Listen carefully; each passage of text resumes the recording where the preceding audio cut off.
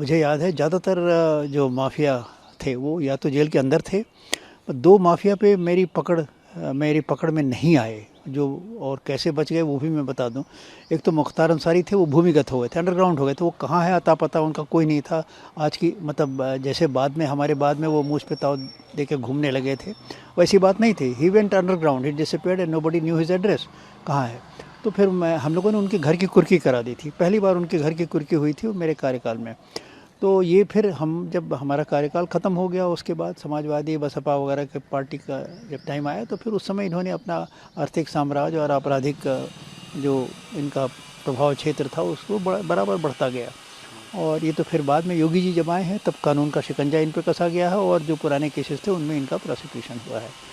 तो ये तो करीब 3 दशकों से मतलब चले आ रहे थे, और इनके कुकर्मों का एक न एक दिन तो अंत होना ही था। वो अंत अब हो गया, और ये दूसरे अपराधियों के लिए सबक होना चाहिए कि भाई आपका हर आदमी का आपकी एक लाइफ टाइम है, एक स्पैन है, इतने दिन आप चलेंगे, उसके बाद तो आपको ख़त्म होना ही है और आपका भंडाफोड़ भी होना है।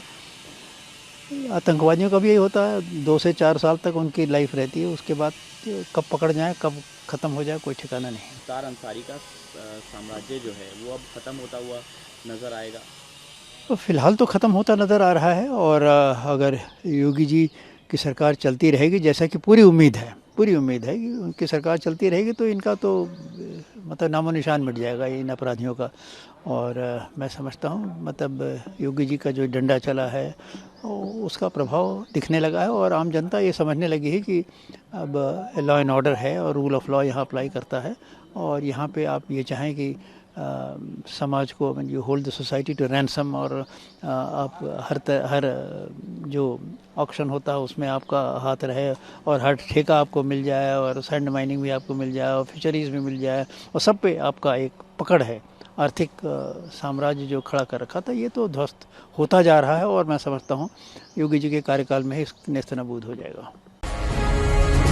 जी भारत।